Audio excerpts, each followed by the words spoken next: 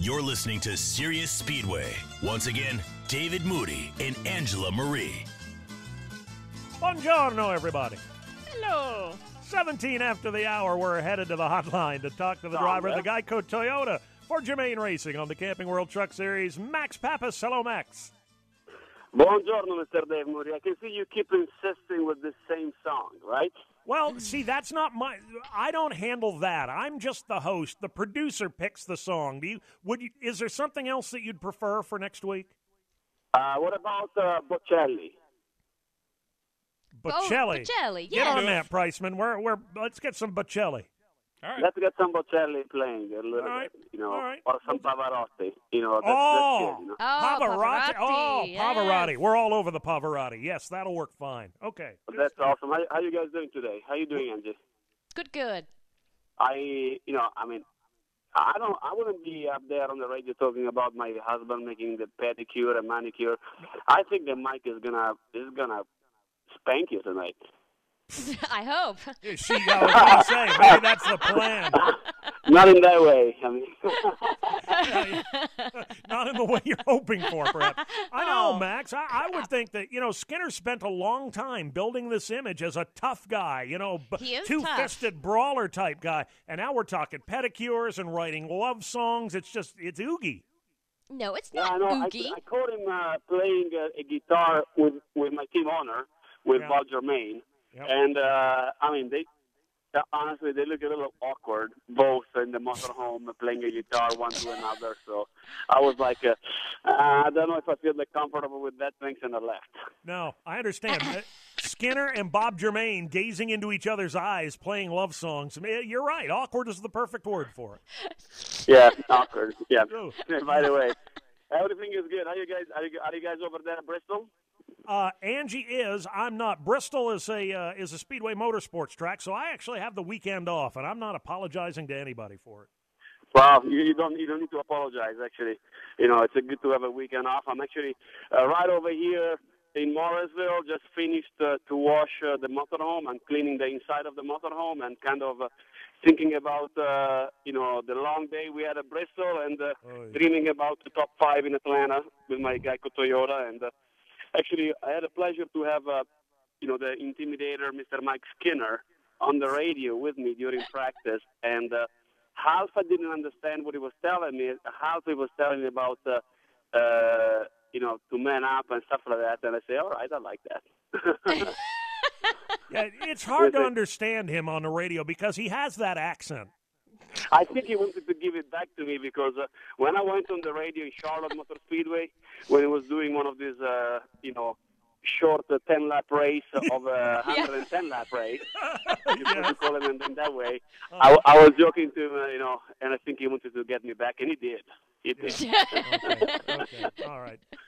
They were having fun. Yeah, you mentioned it just briefly in passing. A pretty rough night on Wednesday night. Everybody that wanted to wreck apparently wanted to do it either right in front of you or right beside you, huh? I felt that besides the ambulance and my crew chief, I hit everything else on the racetrack. Oh, no. It was pretty painful. It was one of those nights that I couldn't, I felt we had a pretty good truck. We were going to qualify pretty good. I got greedy in qualifying, and I tapped the wall coming out of turn 3. Just one of those, Bristol lessons, I guess. It was only my second time over there, and I really learned it pretty quickly. Yep. In the race, I was holding my own. We went up we were from last to 15, and I was racing with Ricky Carmichael. Coming out of turn 4, he was right underneath me, and he got loose, tapped me. We both went into the wall, and I still have to give him a call. I spoke with him because he was really upset about this race accident. But I think, I talked to my spotter. I watched the video, and I don't know what I could have done different than what I did. And I know I was pretty upset about it. I think it's more frustration than everything else. I was upset as well because after that I got involved in a couple of other accidents. But I can tell you, I know the day was not right, but all my guys in the Geico Toyota team, they showed a lot of resilience.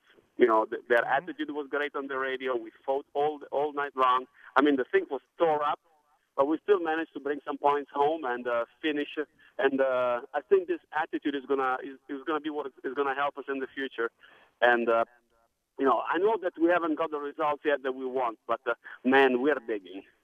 Oh, if it were all about just working hard, you guys would have won by now. I know Yeah. that for sure. It's just, Bristol's the kind of place where you can do everything right and still get all torn to pieces before it's over, right? Yeah, I guess that I learned a lesson on Wednesday. But let me tell you, that racetrack is awesome. I've never been in a like Bristol, like that, the same atmosphere. It's Daytona is pretty special as well, but Bristol, man, is the bull ring of American racing. It certainly is. There's no question about that. Now, I want to ask you about something here, and I'm fully confident that the racing thing is going to work out for you. But if it doesn't, I hear that plumbing may not be your next call. It may not be your next career, huh? What do you mean? What is not going to be my next career? I couldn't understand. Being a plumber. I understand that working on the pipes is not your next calling in life. No, actually, being a plumber, I gave it up on Tuesday, actually on Monday night, and I know it's embarrassing, but I'm going to tell all the story because I'm okay. I'm okay with myself. Mm-hmm. I had a problem with the sink. The sink was clogged. I dismounted all the bottom of the sink. I saw the problem. And what I did, I opened the faucet and I started washing this problem. The problem that I forgot that underneath in the sink, the pipes was not connected because that was the stuff I was washing. Yes. And after about 10 minutes, my wife came in the kitchen and I had about 3 inches of water in the kitchen. Oh, no. And it was a big problem. I definitely got whooped, as you say in America. Tatiana must have been thrilled. Just thrilled. Oh, yeah, she was very happy. I was on my knee cleaning and drying, and I actually felt, pretty brainless about that. But it's okay. It's all right.